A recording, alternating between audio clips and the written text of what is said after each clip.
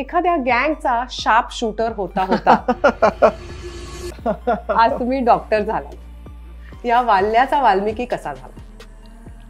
मी अगदी त्या मुळाशी हात घातला ऍक्च्युली की गँगस्टर व्हायचं होतं मला.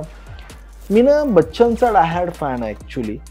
आमच्या इथे ना खेड्यामध्ये ना तंबूमध्ये पिक्चर असायचे, टेंटमध्ये पिक्चर असायचे. तर ते शाळा वगैरे सगळं बुडवून आम्ही तिथे जायचो. तर मला असं वाटायचं म्हणजे त्या बच्चनला किंवा बाकीचे ते कॅरेक्टर्स बघून मला असं वाटायचं की यार लाईफ म्हणजे काय असतं की लोकांनी आपल्याला घाबरावं.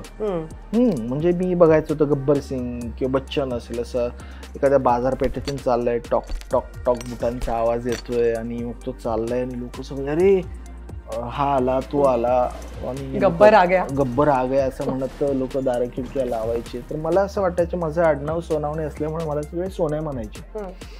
10वीत इव्हन आत्ता सुद्धा माझे सगळे सोन्याच म्हणतात. तर अरे सोन्या आया असं म्हणून लोकांनी दार लावा असं मला एक ते माझं एक फॅन्टसी होती. लोकांनी घाबरावं आपल्याला. आपण ना छान मी NCC मध्ये माझं सिलेक्शन झालं होतं त्यावेळेला माझ्या 15 पैकी 15 गोळ्या लागायच्या. मला ते शूटिंगसाठी बोलवायचे ना आणि मला इंटरेस्ट पण होता त्याच्यामध्ये. मला असं वाटलं मग आपण शार्प शूटर का म्हणून नाही. आणि तो प्रवास सगळा त्या दृष्टीने चालू होता.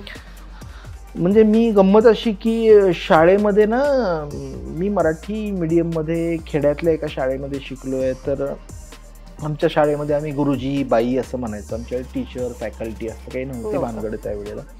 आणि आमचे गुरुजी त्यावेळेला म्हणायचे लाईनमध्ये येऊन उभे राहा, लाईनमध्ये येऊन उभे राहा. तर त्यांच्या केनची छडी असायची आणि मला ते म्हणायचे की अरे सोनावण्या लाईनमध्ये येऊन उभं राहा ना. आणि मी त्यांना बच्चन स्टाईलने उत्तर द्यायचो गुरुजी हम जहाँ पे खडे होते लाईन वैसे सुरू होती.